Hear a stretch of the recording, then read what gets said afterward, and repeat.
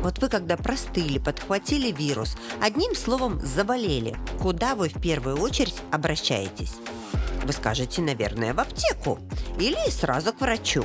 Любители народных методов отправятся к бабушке за банкой малинного варенья, правда? Но не в этой стране. Тут скорее побегут в кабинет к мастеру хиджамы. И там начинается такое, что и граф Дракула бы позавидовал. Но нет, мы не в Румынии. Добро пожаловать в Касабланку. Это жизнь других.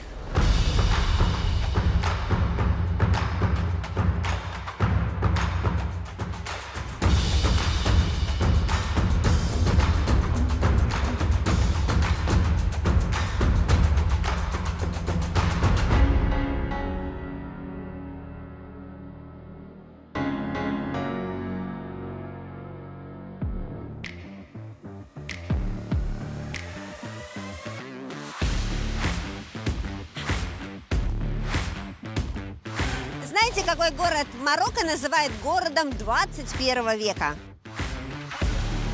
Касабланка. Тут и небоскребы, и ночная жизнь, и офисы. Ну, в общем, совсем не та картинка, которую ожидают все увидеть, когда едут в Марокко. Но все ли так современно на самом деле? Давайте же сегодня все это и узнаем. Ну, я надеюсь, рынки-то тут есть. И что, я зря приехала?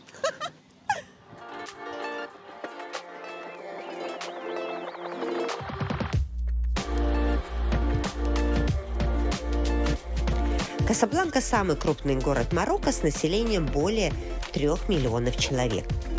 Это не столица, но по факту экономический и культурный центр страны. Здесь вращается капитал, развита промышленность, на берегу океана гудит крупнейший порт.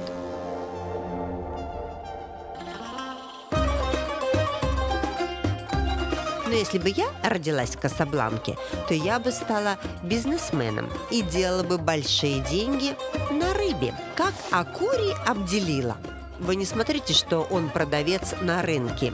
Все не так просто. А может, я бы прописалась на пляже, как Саад и Ясин, но не для того, чтобы загорать, а чтобы качать самые красивые плечи на спортивной площадке, конечно же. Хотя нет, шучу. Спорт – это не мое. Я скорее бы стала поваром, как Али, чтобы работа была точно в удовольствие. А что, угощаешь гостей самыми вкусными блюдами и сам угощаешься тоже. Но прежде всего в этом городе надо как следует осмотреться, а то пока ничего не понятно.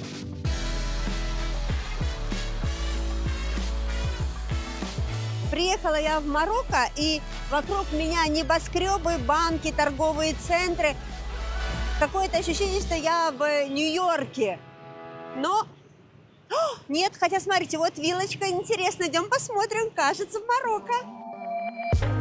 Может, Касабланка не совсем типичный марокканский город, но есть что-то, что объединяет всех. Говорят, тут очень любят детей. И я знаю, где это можно проверить. Привет. Говорят, в детском саду... Ты вообще куда снимаешь? О, вы не понимаете, у моего оператора укусила пчела руку. Он теперь ходит все время, ноет, у него все болит. Дай мне камеру, иди в парк куда-то, выпей кофе. Вообще говорят от укусов. Стой! Где кнопка стоп? Где тут? Что? Что снять? Подумаешь, я и сама все сниму. Побуду немножко оператором в детском саду. Я приехала в частный детский сад, естественно, платный. Что почем, все сейчас и узнаю. Добро пожаловать в наш детский сад. Дети могут идти в детский сад в 1,5 года и до 6 лет. Их приводят в сад к 7:45 утра, а занятия начинаются в 8 и длятся до 4. Тут дети оставляют свои вещи на вешалках. Чтобы никто ничего не перепутал, над каждым крючком есть фотография и имя. Также это для того, чтобы дети учились читать свое имя. В конце года фотографии убирают, чтобы они распознавали свои вещи просто по написанному имени. Но если вдруг все же что-то напутают, то на каждый класс есть одна воспитательница и помощница. Уж они точно помогут разобраться. Вот эти работы дети делают во время творческих занятий. Они сложные и требуют много усилий. Но получаются вот такие масштабные произведения. Ну, если судить по размерам, то прям очень внушительные, ничего не скажу. А кроме творчества, чем тут еще занимаются? Пройдемте в класс, где дети занимаются арабским. Здесь есть 2 группы арабского для детей 3-4 лет и 4-5. Тут в детском саду из детей делают настоящих звезд. Спорт, английский, арабский язык, музыка. Все, каждый день у них интенсивные такие дни. Господи, я в их возрасте еле-еле умела шнурки завязывать. Наверное, не нужно это было говорить, да, сейчас про себя? Вырежь, пожалуйста. Тут у нас 2 класса для детей 3-4 лет. У них есть лавочка, где они собираются вместе с няней для того, чтобы о чем-то поговорить и что-то выучить. У детей есть уголок для игрушек и специальное место, где можно пожевать что-то. Родители дают с собой сладости и печенье. Тут детей с самого детства учат свободе выбора. Вот после обеда ты хочешь спи, а хочешь не спи. Выбирай сам. Главное сделать правильный выбор. И главное, чтобы не мешало остальным. Потом все просыпаются и идут на обед. Есть 2 опции. Это столовая для детей. Готовят не здесь, привозят со специализированной кухни. Второй вариант – родители дают ланчбоксы с собой. В саду не готовят. Это противоречит гигиене. Мы хотим избежать отравлений. После обеда время активных игр. И беситься детям можно как угодно. Ни за какие шалости не наказывают. Сейчас в детских садах появилось ноу-хау – стол для размышлений, куда ребенка сажают, чтобы он подумал, что же он сделал не так и как можно это исправить. Но это прям за какое-то серьезное нарушение. В мое время такого не было. В Касабланке большинство детских садов частные. Постепенно открывают и государственные, но это один на район, и мест, конечно же, не хватает. За частное учреждение надо заплатить от 1000 до 6000 дирхамов. Зависит от престижности садика. Плюс 200-300 дирхамов на питание. Неплохо, с учетом того, что минимальная зарплата около 3000 дирхамов. Те, кто не могут позволить себе такой детский сад, оставляют детей на бабушек. Пока сплошной город контрастов, и я точно знаю, где их можно максимально ощутить. Говорят, лучший способ почувствовать Касабланку – это попасть на рынок. Пока я тут вижу только ремни и трусы, но, надеюсь, тут креветки тоже будут. Все-таки город же портовый. Идем посмотрим. О, какое платье!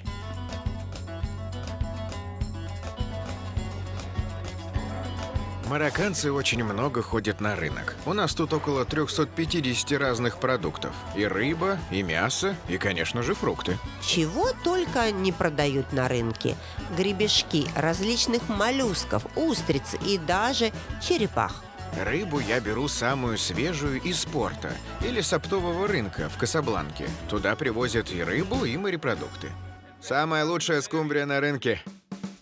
Акури Абделила и его коллеги-продавцы начинают работу в 7 утра и стоят на рынке до 8 вечера. В среднем продавец может заработать в месяц 4-5 тысяч дирхамов.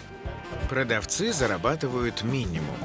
Но дополнительно мы зарабатываем, если обжариваем рыбу здесь или доставляем ее на дом. А так в среднем продаем 2 огромные коробки с рыбой в день. Каждый продавец. Рыба в Марокко чуть ли не главный вид заработка. И именно тут, в Касабланке, один из самых больших портов страны. Рыба из Марокко отправляется во все уголки мира. Добывают разные типы рыбы. Это и сардины, и королевские креветки, и большие объемы тунца. И много экспортируется замороженной рыбы по 130 странам мира, но в основном в Европу, так как она близко. Объем экспорта в целом из Марокко в денежном эквиваленте – это 2 миллиарда 200 миллионов долларов, то есть 3% ВВП страны. Но вернемся на рынок. На продукты питания на неделю на семью в среднем уходит 500 тысяч дирхамов. По крайней мере, так нам рассказали. Самые дешевые продукты – это сардины, а самые дорогие – это королевские креветки, омары и лангусты. Суммы на продукты тратят разные. Если, например, один марокканец купит килограмм сардин и пожарит их здесь, то это 25 дирхамов. А если возьмет и лангустов, и мясо, то можно и 1000 дирхамов потратить.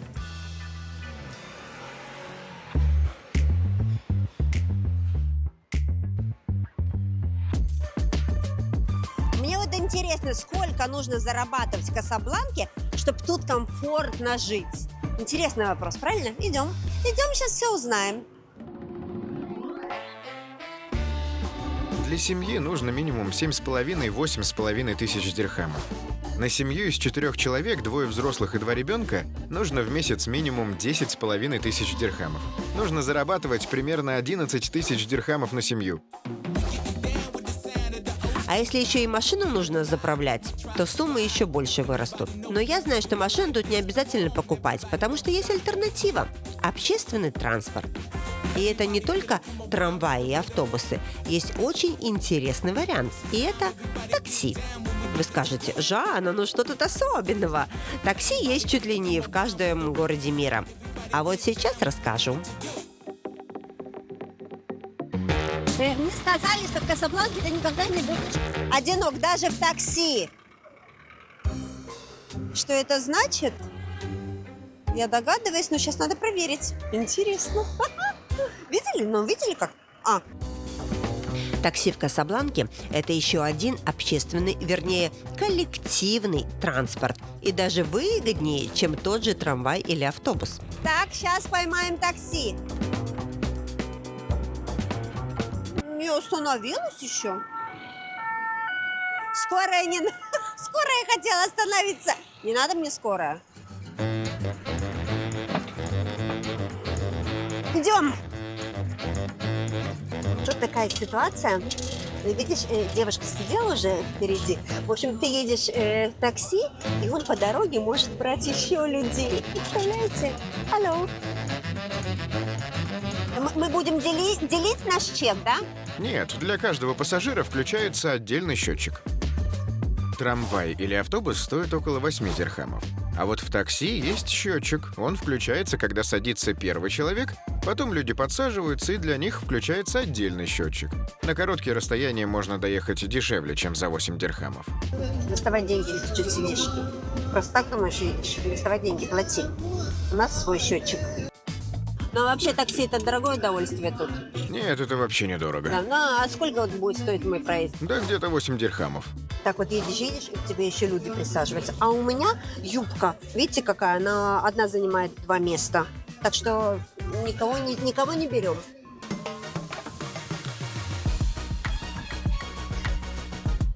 Ой, ну все, пожалуйста, видишь? Одна выходит, другая заходит. Вообще недорого. Правда, не знаю, сколько стоило, оператор платил. Вот, но я приехала быстро и с ветерком, так сказать, и юбка даже не помялась. Работают все таксисты по лицензиям. Каждые 15 дней нужно ставить штамп и продлевать эту лицензию. У нас тут все серьезно. И по номеру такси можно определить, есть ли у него лицензия или нет. У нас есть специальное бюро, в которое можно пожаловаться на таксиста по его номеру, который указано на машине. Сказать, что он плохо себя вел, и все. Лицензию у него забирают. Такси. Садитесь, у меня суперкомфорт. Но есть один нюанс. Таксисты не любят ездить далеко и за город. Во-первых, это может быть опасно, а во-вторых, это далеко. Ну, хотя вот я тоже, например, далеко ездить не люблю. А что, таксисты не люди, что ли? Чем они хуже, правильно? Не любят, не любят.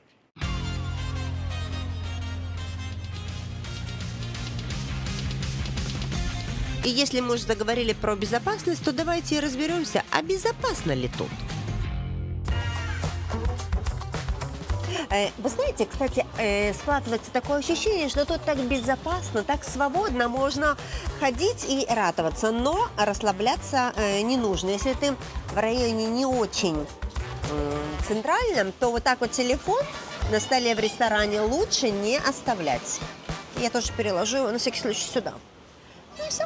А так прекрасно.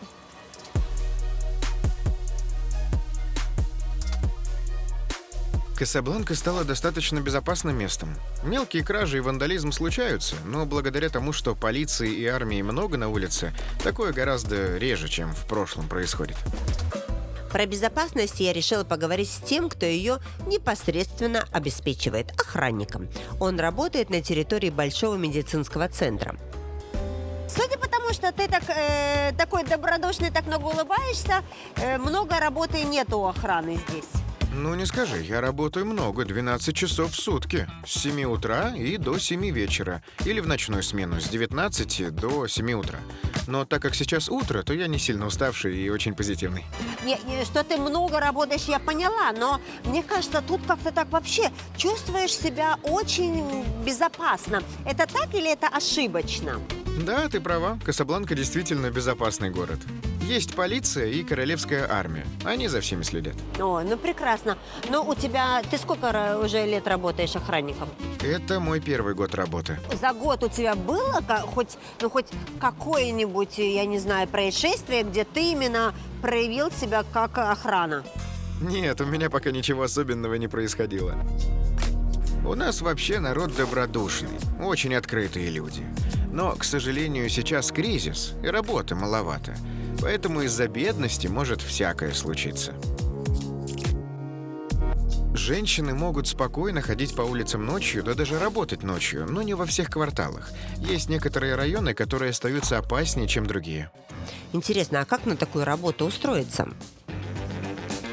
Для того, чтобы быть охранником, что для этого нужно? Заканчивать что-то или нужно просто в зале мышцы накачать? Нужно обязательно пройти обучение, чтобы понимать, как разговаривать с людьми и как обеспечивать их безопасность. И тогда уже работать. Но сейчас у тебя работа закончилась, и ты уже можешь спокойно себе идти и отдыхать, правильно?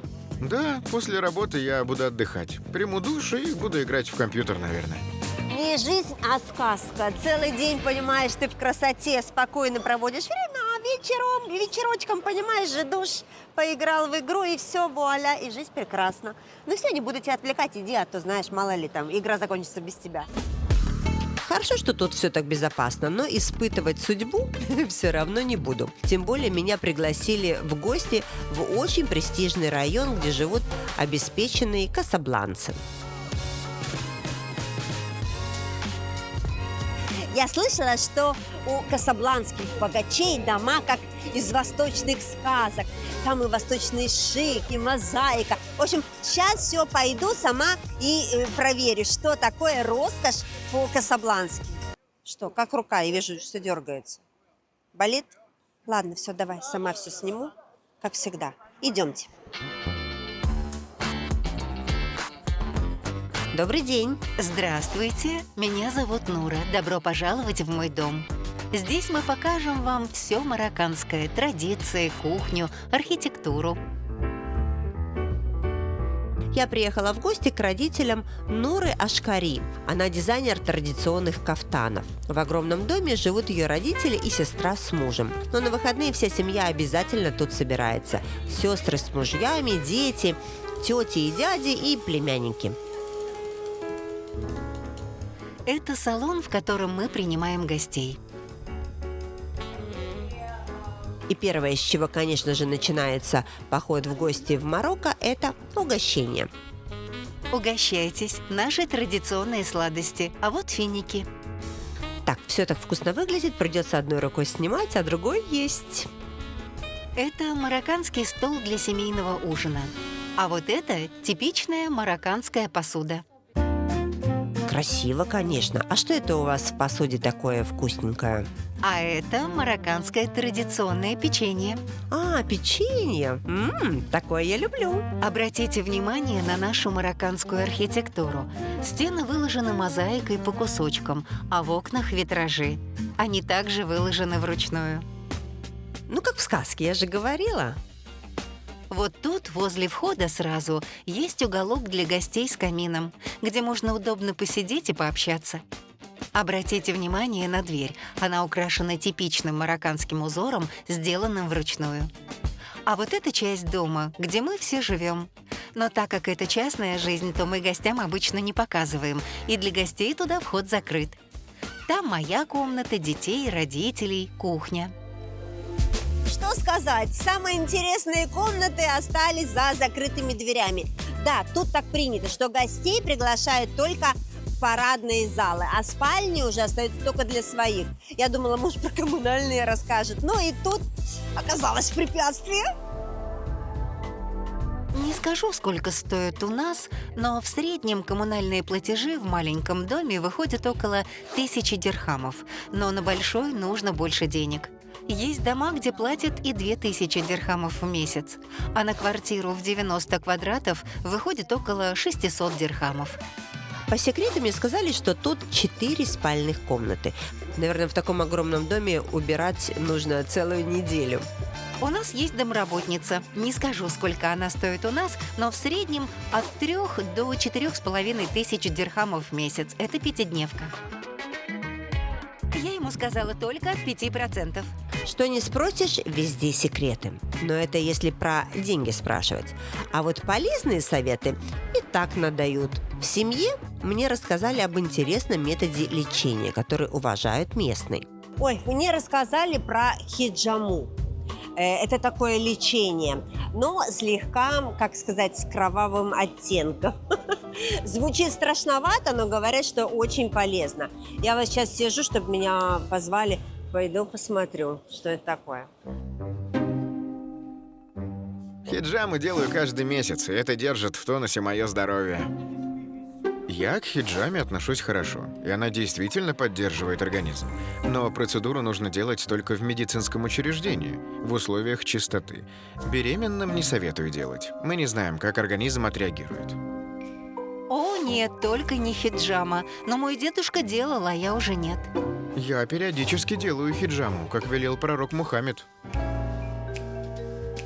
Говорят, что этим методом даже рак на ранних стадиях помогают вылечить. Но я же привыкла ничему не верить на слово, так что сейчас все узнаю на деле. Кабинет, где работает такой специалист, я нашла в бедном отдаленном районе города. В центре свободных окошек просто не было. Раз такой ажиотаж, значит точно надо разбираться. Хиджама – это метод повышения иммунитета. С помощью стеклянных или пластиковых банок вынимают негативную энергию из тела человека. Это заставляет кровь циркулировать лучше и быстрее. Таким образом налаживается работа всех органов – и сердца, и печени, и почек. В общем, делают микронадрезы на коже, и банками силой вакуума буквально выдавливается кровь из человека. Ой, жуть какая! Метод абсолютно безопасный, потому что когда пророк поднялся к Богу, ему ангелы посоветовали делать этот метод для всех, чтобы лечить от всех болезней. Поэтому пророку я доверяю, и значит, метод безопасный. Оказывается, если делаешь хиджаму по религиозным мотивам, на любой день к доктору записаться нельзя. Представляешь? По религиозным мотивам делают 15, 17 и 21 числа каждого месяца. Так велел пророк. А если медицинское показание, то зависит уже от диагноза. Есть даже раковые больные на ранних стадиях. Они приходят каждую неделю, чтобы провоцировать выработку иммунитета, провоцировать нервную систему, чтобы она начала бороться с раком. Стоит процедура 150 дирхамов. Так что зарплата мастера около 10 тысяч дирхамов в месяц. Хоть мне все ее и советовали, но я все равно не рискну. А вот дом в Касабланке я бы посмотрела. Только в семье мне не рассказали, сколько он стоит, но я знаю, как выкрутиться. Вы знаете, сколько стоит купить виллу в Касабланке? Арендовать? Вот я, честно говоря, тоже понятия не имею. Поэтому сейчас пойдем, все и узнаем. Ну, конечно, вместе с риэлтором, потому что я сама могу? Хочу показать вот эту роскошную виллу. Это главная комната. Очень красивая, двойная, уютная. Отсюда открывается вид на бассейн. Мы выходим на уютную террасу с бассейном и баром, где можно сидеть вечерами, пить аперитивы и ни о чем не думать, расслабляться. Но чтобы расслабиться, как я выяснила, надо выложить кругленькую сумму. Виллу можно снять от 21 тысячи дирхамов до 63,5 тысяч. И это не самые дорогие. Вилла, в которой мы сейчас находимся, в очень дорогом квартале. По секрету, аренда стоит около 180 тысяч дирхамов за месяц. Тут цена квартир не считается по квадратным метрам. Все гораздо проще. Район хороший, престижный, квартира подороже. Район попроще, ну и квартира тоже подешевле. Все очень просто. В Касабланке сдают и с мебелью, и без мебели. Нет никакого правила. Для того, чтобы снять виллу, арендатор платит за 3 месяца и плюс комиссию агентству. И он самостоятельно должен оплачивать электричество, интернет и прочие коммунальные платежи. Мы спускаемся в нижнюю тихую комнату. Она создана для чтения, тишины и отдыха. Конечно, сюда можно отправить детей, чтобы их не было слышно, пока они играют. В любом случае, здесь можно хорошо расслабиться. А теперь поднимемся и посмотрим другие комнаты. Такое ощущение, что здесь вся недвижимость для расслабления. А риэлторы предварительно проходят курсы по медитации. Наверное, хорошо зарабатывают. Риэлтор – это очень престижная работа. Заработки соответствующие, можно хорошо заработать на жизнь. Но точные цифры, как вы понимаете, я вам не скажу.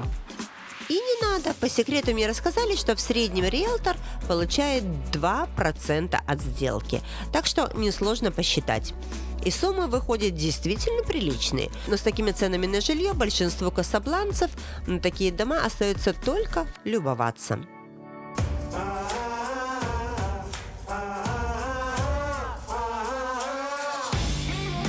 Девочки, говорят, марокканские мужчины очень эффектны.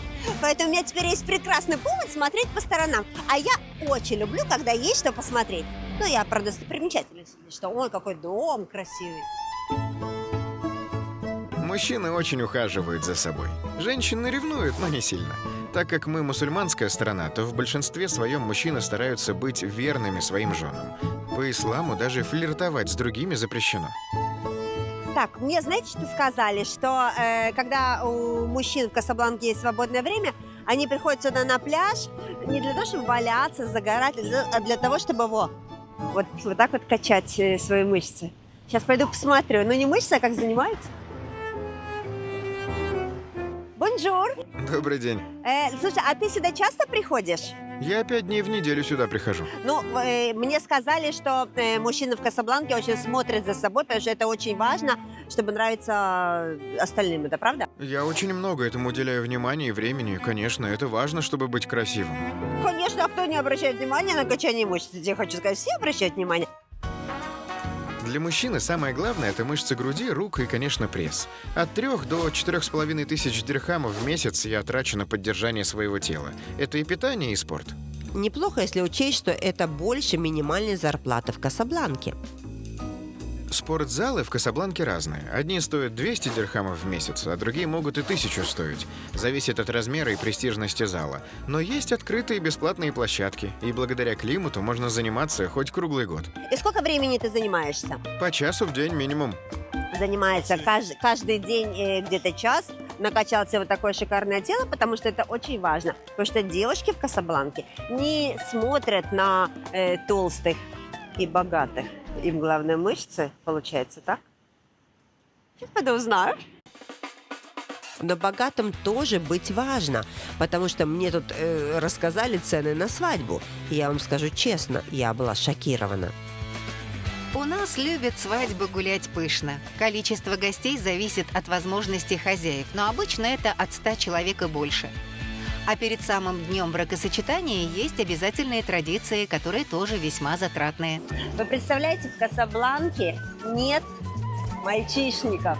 Ну вот если свадьба у людей. Зато есть девичники. И девчонки гуляют прямо несколько дней подряд, как последний раз. Ну, хотя так оно и есть. Где мой кофе? Перед свадьбой невеста идет в хамам. Они там парятся как следует с подружками. На следующий день они снова собираются, общаются и делают узоры из хны по телу. На 3-й день свадьба.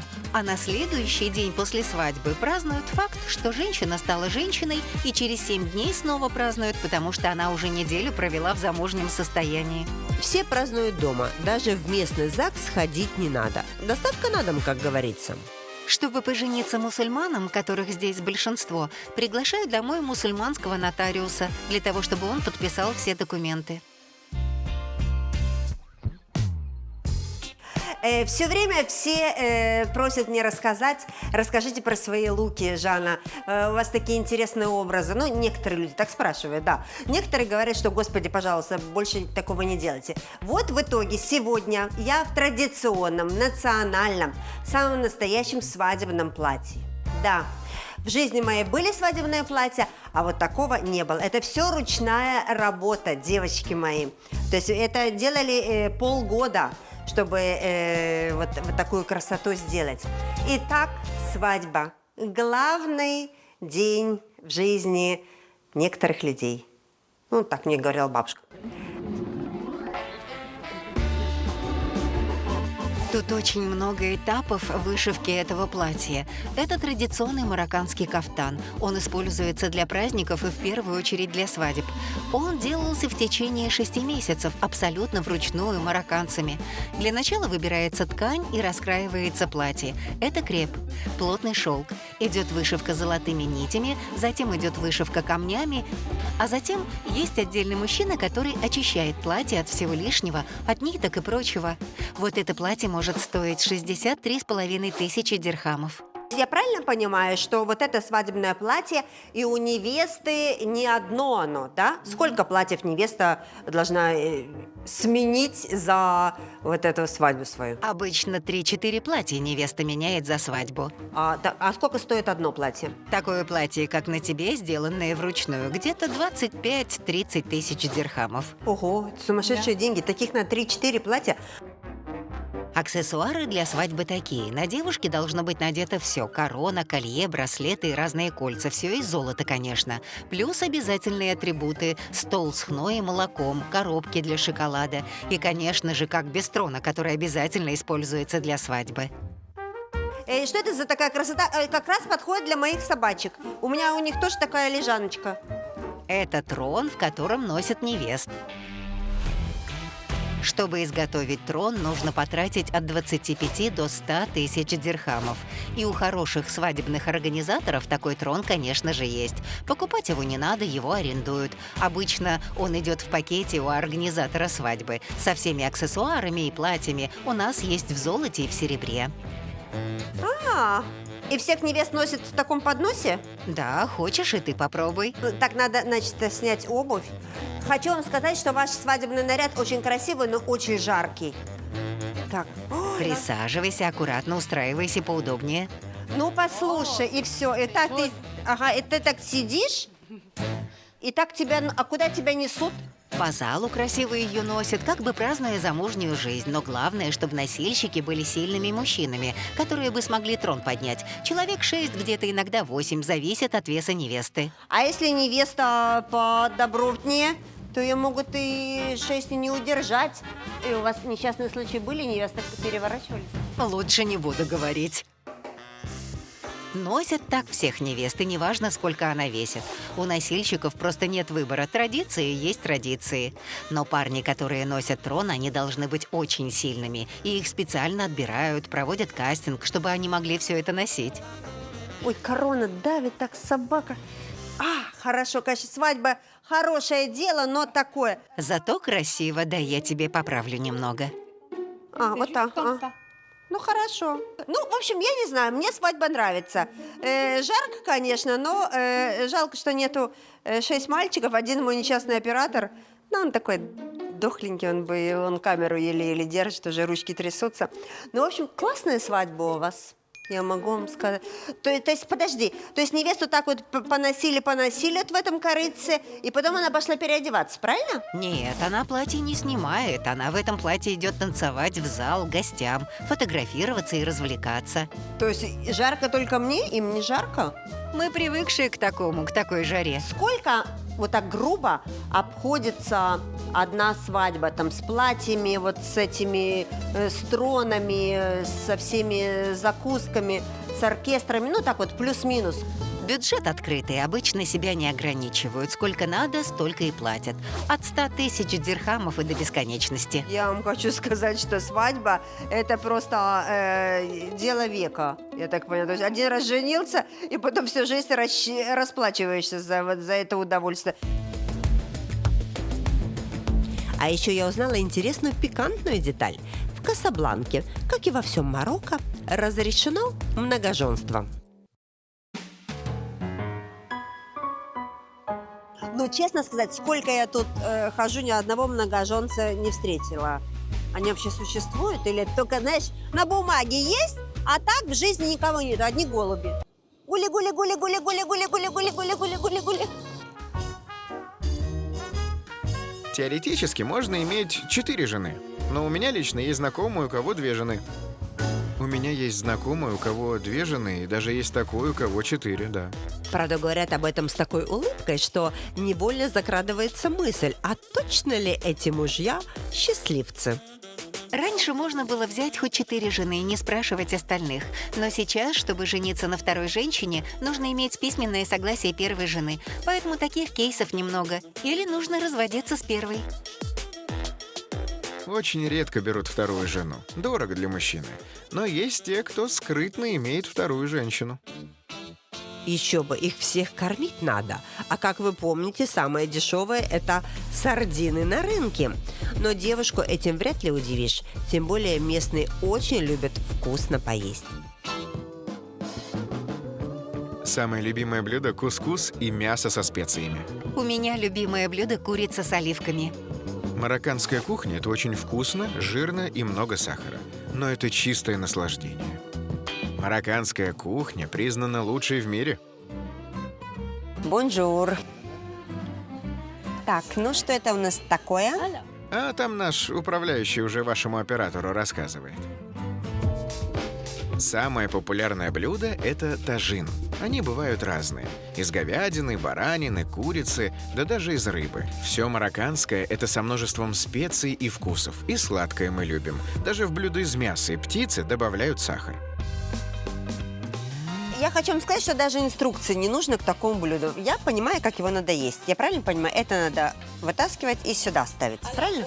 Да можно есть как тебе удобно. Хочешь, даже руками бери. Главное, чтобы тебе было вкусно. Все-таки я была не права, но тут тоже красиво. Окей, мерси. Мерси боку. Ну, что я вам скажу, ребята? Куриное бедрышко с подливой, голодный оператор. И я понимаю ваш немой вопрос, который стоит перед вами, и он вас мучает. Почему же я в очках? И я вам отвечу. Потому что я люблю интригу.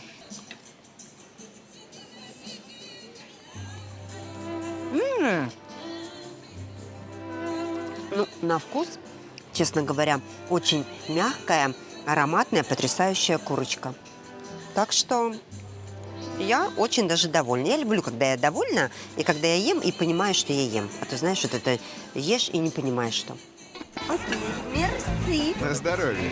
В Касабланке предпочитают есть дома, но сейчас появляются традиции хотя бы раз в неделю выходить всей семьей в рестораны и наслаждаться марокканской гастрономией. Моя семья также не осталась дома и пришла поесть ко мне в ресторан. Если уж марокканцы выходят в ресторан, то едят медленно и с наслаждением. Вообще обед или ужин в кругу семьи для них чуть ли не святое. Средний чек на одного человека 300-500 дирхамов.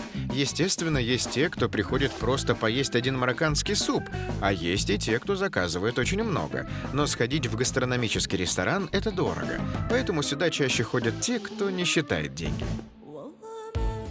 Но будем откровенны, для самого среднестатистического жителя Касабланки поход в ресторан – это дорого. А про бедных я и совсем молчу. Гуляя по улицам Касабланки, я увидела то, что совсем контрастирует с красотой дорогих ресторанов и стеклянных бизнес-центров. Тут, кстати, очень часто можно встретить детей, которые работают. Вот в школу они не ходят, Просто, родители имеют какую-то лавку, и вот они занимаются своим делом, а дети зарабатывают деньги с детства. Да, ребят? Как дела? Никак, они не говорят по-французски, по-английски, поэтому на их языке я не могу говорить. Но носки продаются. How much? 40 дирхамов. Видишь, how much я не понимает. Вот так вот они целый день тут стоят. В Марокко не распространена уже такая ситуация, и ООН пытается сделать все, чтобы дети не работали. Мы стараемся дать детям все самое лучшее, ведь как бы то ни было банально, они наше будущее.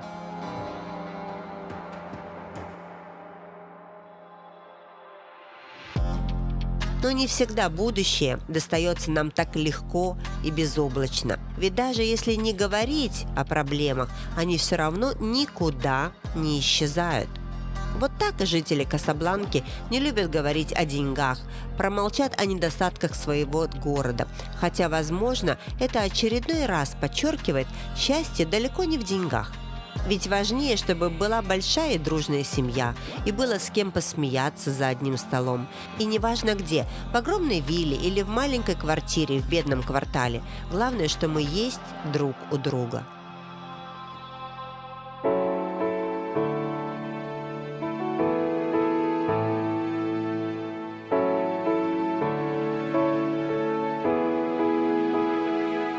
It's no use living if you're already dead.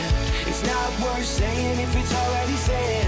Even if it all goes over your head, believe it if you want to.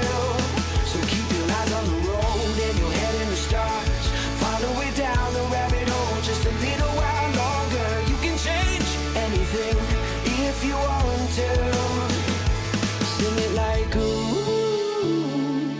if you want to. Sing it like ooh, if you want to. Стоило пролететь 1000 километров в Марокко, чтобы узнать, что на всех континентах, в Африке, Азии, Европе, человеческие ценности звучат одинаково. Меня делают счастливым улыбки моих детей. А я счастлива, когда люди женятся. Я всегда спешу домой на совместный ужин, потому что семья – это самое большое счастье. И, может, вас и манит такая загадочная и далекая жизнь других, но, возможно, и в вашей уже есть все то, что делает вас счастливыми. Смотрите в следующей серии. Прокачусь с ветерком в роддоме. Сейчас мы посмотрим, как рожают здесь. Видите, меня уже катят. Посмотрю, что едят в школах дети. Здесь готовится еда для учеников. Хлеб, если не съели, складываем отдельно. Выбрасывать хлеб нельзя. И разберусь, как воспитывают девушек в Касабланке. Выйти в ночной клуб никак нельзя.